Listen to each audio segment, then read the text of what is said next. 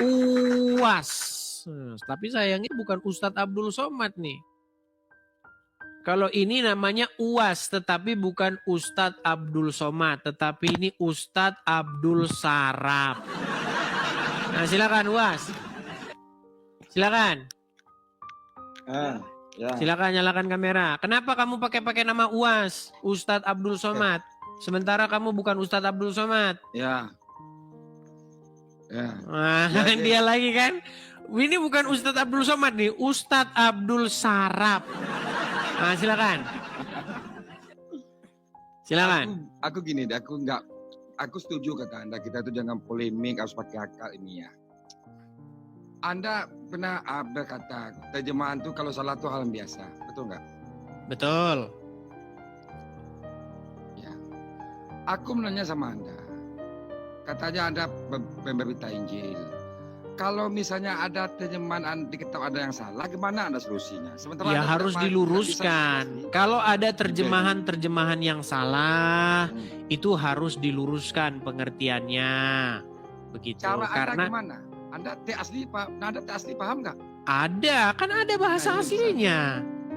Anda paham? Ya kita lihat saja penjelasan definisi bahasa aslinya. Coba ambil satu contoh yang kamu anggap sebagai kesalahan terjemahan. Coba. Apa?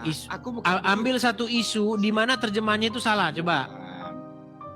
Bukan. Anda berkata kalau terjemahan itu salah itu hal yang biasa kata Anda.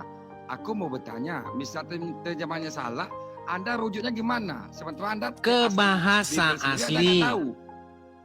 Ya, Anda paham bahasa asli? Kan sudah dirinci di situ. Ada satu aplikasi, ada satu web namanya itu Bible Hub. Bible Hub itu merinci semua setiap kata di dalam menu, kata per kata itu diartikan makna sebenarnya begini. Ada.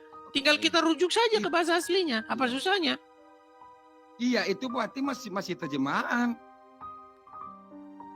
Karena kita bukan orang Yunani, karena kita bukan orang Ibrani, pastilah kita cari terjemahan yang paling tepat. Sama seperti kamu orang Indonesia juga, ketika membaca Al-Quran, ketika ada terjemahan yang tidak tepat, harus dilihat terjemahan yang lain. Atau kita lihat penjelasan definisi kata-kata tersebut. Kan gitu, gampang kan? Ya, oke. Jadi terjemahan yang tepat itu tidak salah. 100% tidak salah. Gimana? Anda mengambil, oke lah kita cari terjemahan yang tepat, Anda bilang. Itu 100% tidak salah terjemahannya, betul gitu 100%. Namanya terjemahan itu pasti ada kelebihan, ada kekurangannya. Contoh, kalau kamu tanya saya, terjemahan apa yang paling enak? Yang paling pas, tidak neko-neko terjemahannya apa adanya. Contoh, misalnya terjemahan Al-Quran, terjemahan yang paling pas itu dibaca itu terjemahan sebelum 2004. Soalnya yang terjemahan kesini itu dipelintir. Contoh misalnya surat An-Naba ayat 33. Di dalam terjemahan yang lama sebelum 2004 itu terjemahannya bukan seperti sekarang. Sekarang bunyinya dan gadis-gadis remaja yang sebaya. Tapi di dalam terjemahan yang lama dan gadis-gadis montok yang sebaya. Oke, siap. Aku narasi.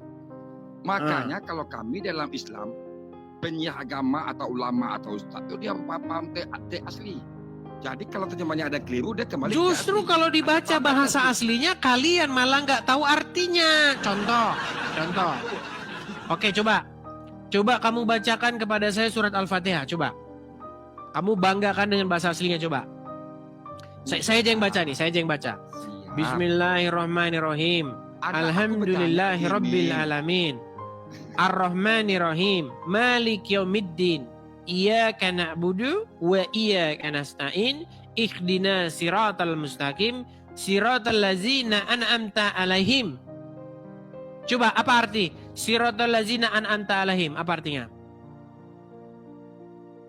Yaitu jalan-jalan orang yang telah kau beri nikmat. Dan bukan jalan orang-orang yang sesat selanjutnya. Gari makdubi lain walad dolin, amin. Oke, walad dolin. Apa arti walad dolin? Walat dolin dia itu bukan jalan-jalan orang yang sesat. Bukan jalan orang-orang yang sesat. Baik. Kalau kamu mengatakan demikian, Tunggu. seharusnya tenang. Kalau kamu mengatakan demikian, bahwasanya dolin itu sesat, harusnya kamu tahu bahasa aslinya ya. Nah, Oke, kamu setuju nggak bahwa Muhammad dikatakan dia seorang yang dolan? Oke. Anda dari tema. Oh, Masuk katanya bahasa asli gimana Anda ini? Dari tema. Anda lebih dari tema. Waladolin dan jalan orang-orang yang sesat. Dolin Aku itu bertanya. artinya sesat, setuju? Takut aku ngomong berat, takut aku Nah. ngomong. Takut. Dia kan aku ngomong. Apa bedanya dolan dengan dolin? Apa bedanya dolan Takut. dengan dolin? Iya. Takut aku ngomong, takut. Nggak takut kok. Apa bedanya Ya. dolan sama dolin? Buktikan kalau nggak takut. Biar aku ngomong, buktikan. Buktikan. Laki buktikan, bukan bercerita. Ditanya dolan sama dolin tidak tahu. Coba ini terakhir nih. Apa bedanya dolan sama dolin? Takut. Oke, ini deh saya. Tadi pertama aku naik apa yang mau disampaikan. Aku sampaikan. Anda tidak paham teks asli. Sementara Anda mengakui Oke lah, kamu paham bahasa aslinya. Kalau begitu apa arti dolan dengan dolin? Bedanya apa? Aku nggak ada bilang paham teks asli.